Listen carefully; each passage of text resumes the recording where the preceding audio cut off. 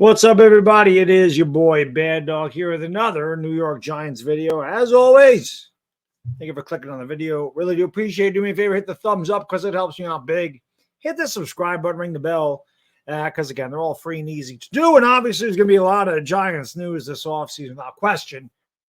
Real quick, tonight, 8 o'clock, NFC East Super Friends. We reunite once again tonight with the Cowboys and Eagles joining the Commanders and Giants on the bench.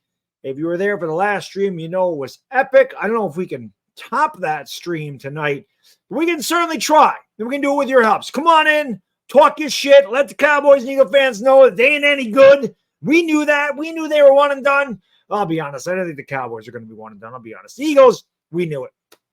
But this video, speaking of being one and done, the Giants last year, not 2023, but 2022, were not one and done. They actually made the playoffs, got all the way to the divisional round, which the Cowboys and Eagles both failed to do this year.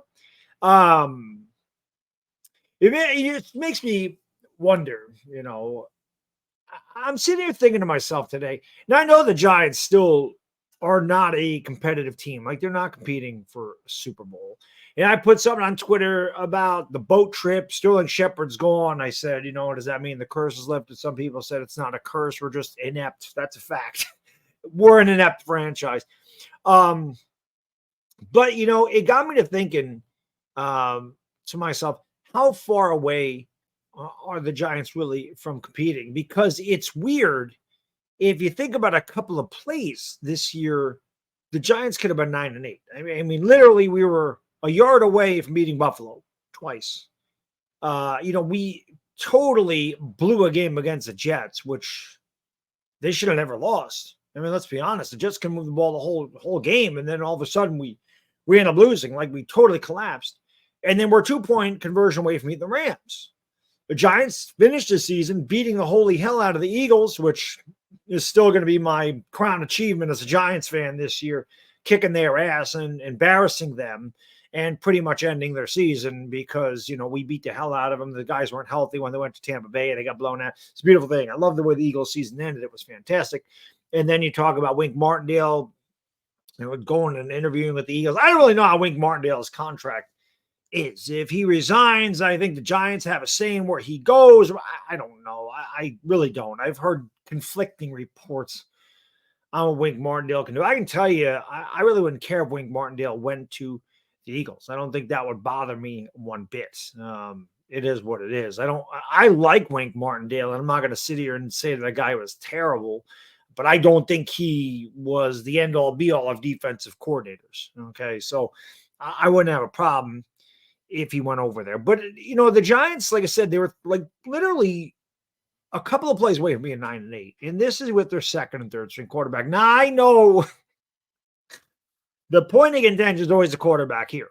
Yeah, I mean, the quarterback situation with the Giants is insane. The fan base, I don't think they're split 50-50. I think it's more 75-25 in favor of people want to move on from Daniel Jones. I could be wrong about that, but the people that are pro Daniel Jones are very vocal about being pro Daniel Jones. And I understand that the Giants really need to fix their offensive line. Their offensive line is umkaka.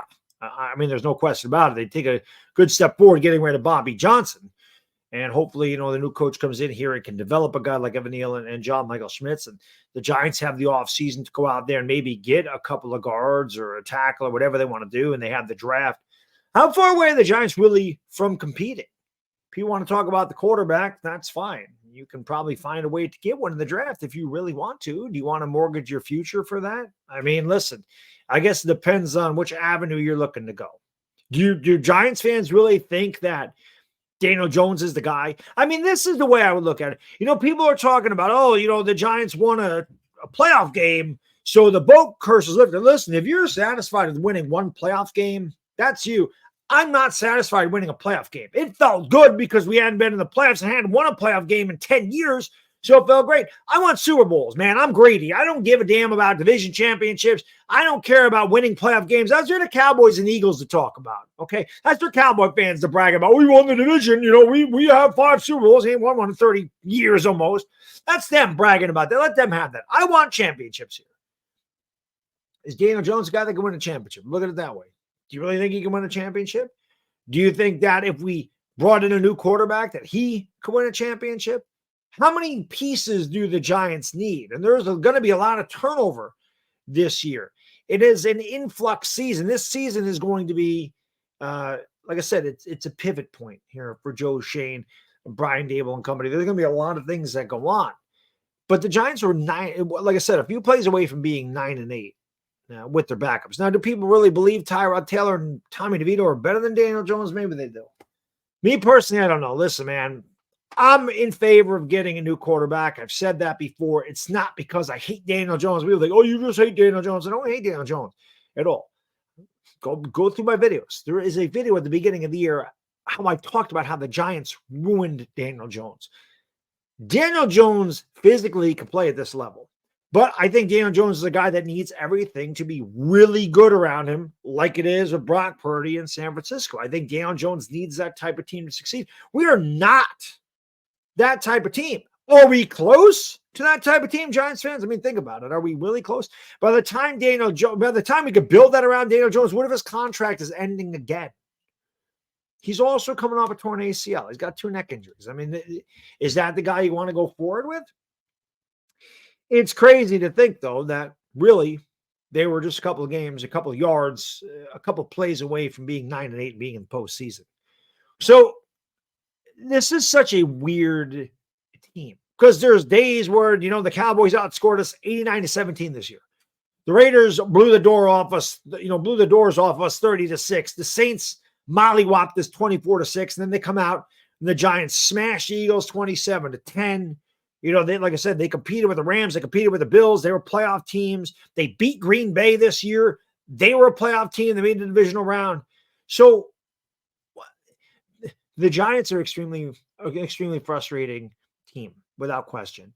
Joe Schoen really needs to do a really good job this year.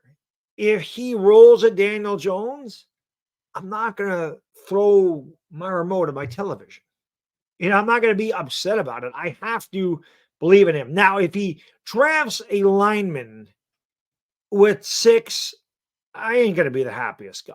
If he drafted Brock Bowers, I'm going to be pissed off. I'm not going to lie to you. But a number 1 receiver is definitely something we could use. A legitimate number 1. I think Wan'Dale Robinson is a great piece. I think if you put a legitimate number 1 with Wan'Dale Robinson and Jalen Hyatt, I think you're starting to build something there. But then the question is, can Daniel Jones throw the ball? I mean, there's so many things that have to go on with the Giants, and there's a lot of moves that need to be made. But I'm sitting there thinking to myself, God, how far away are they really? Like, where is this team as far as talent goes? Because I look at the roster and I'm like, it seems like there's good pieces there, especially on defense. I understand Thibodeau's kind of hit or miss, but Bobby Okereke should have been a Pro Bowler this year or an All-Pro. He was that good. Michael McFadden was really good. Dexter Lawrence is really good. Deontay Banks is fantastic, right? Jason Pinnock was great. Dane Belton is coming on. I feel like the defense is light years ahead of their offense. Maybe you work on the offense. Maybe if you get a seasoned guard in here that can play the position with a new line coach, you get a number 1 receiver in here, and you can sign a number 1. You could sign a Michael Pittman. You could sign a T. Higgins. You could do those type of things if you're Joe Schoen.